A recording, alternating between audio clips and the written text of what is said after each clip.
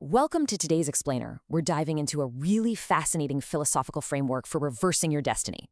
We usually think of destiny as this fixed, pre-written script, right? Like we're just actors forced to play out our parts. But what if, actually, scratch that, what if the script is being written right now by our own subconscious habits? What if the things holding us back aren't some mysterious external forces, but literally just the ingrained ways we process our daily challenges?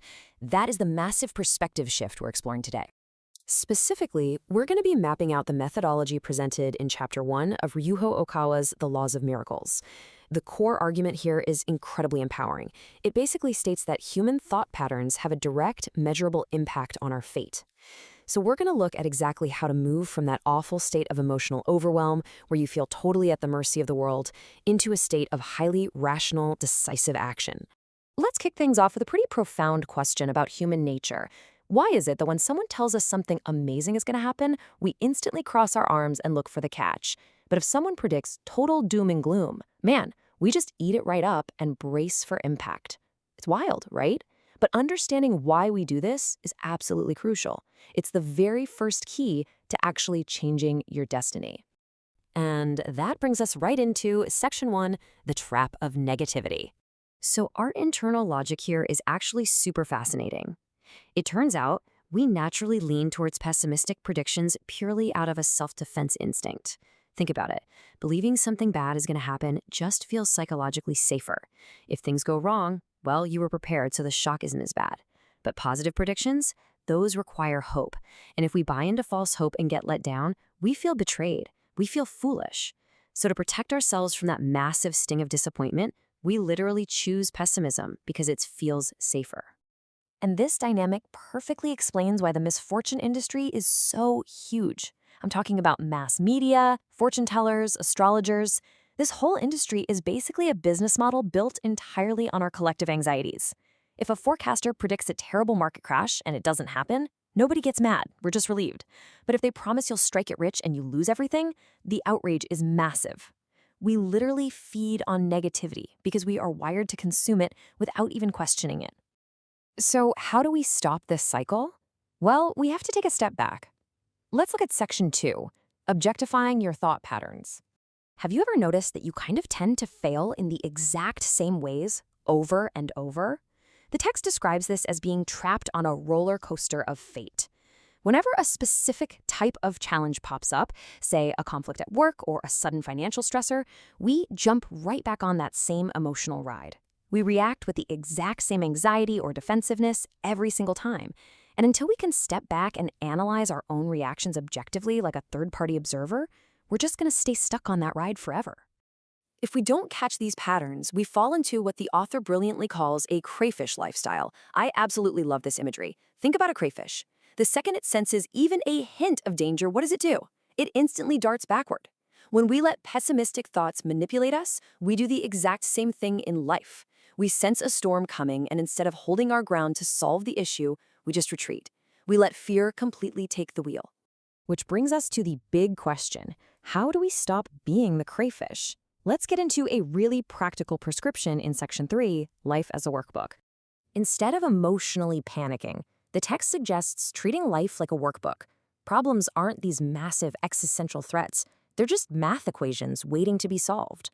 And there's a highly rational methodology for this. First, divide the problems. Break them down quantitatively or temporally. Second, prioritize and rank them. And third, execute a pinpoint attack.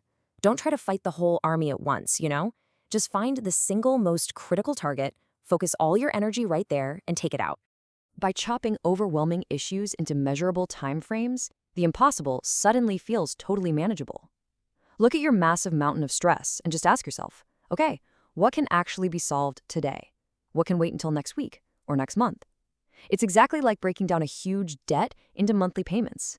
Once you map your anxieties to a timeline, the emotional overwhelm just kind of stops and your rational brain gets to step up.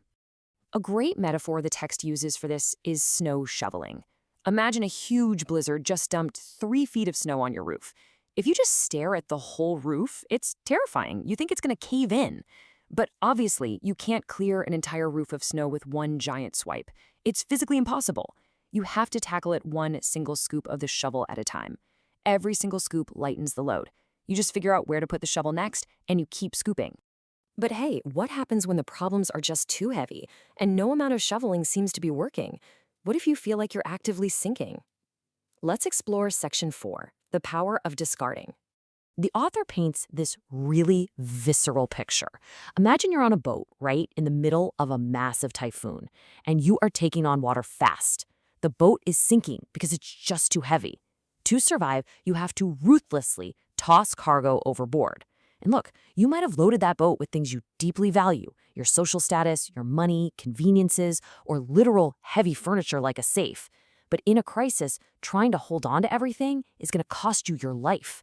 You have to look at your worldly attachments and say, to survive this storm, this has got to go.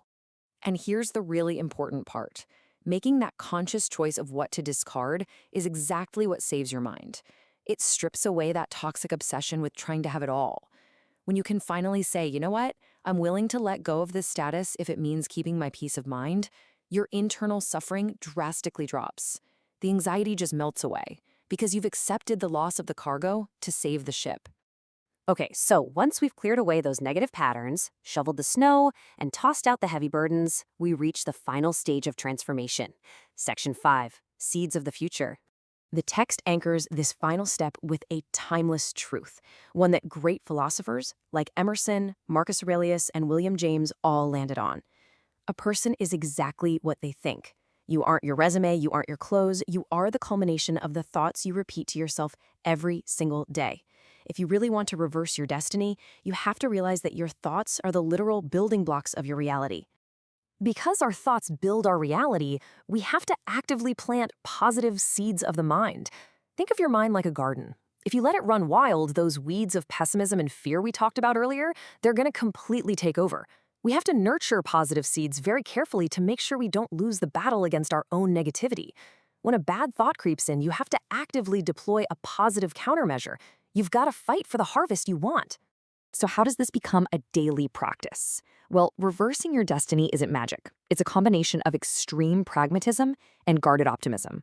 By focusing purely on the actionable steps today, scooping the snow that's right in front of you, while keeping your absolute optimism alive for tomorrow, you literally rewrite the script. You stop being the crayfish retreating from fear, and you become the true architect of your timeline. As we wrap up this explainer, I really want to leave you with a thought. Reversing your destiny starts with the exact thought you're choosing to entertain right now, in this moment. So what seeds are you planting in your mind today? Are you planting seeds of anxiety, bracing for the worst because it feels safe? Or are you planting seeds of resilience, breaking your problems down and trusting yourself to handle tomorrow? I'll let you reflect on that and the harvest those thoughts are guaranteed to bring.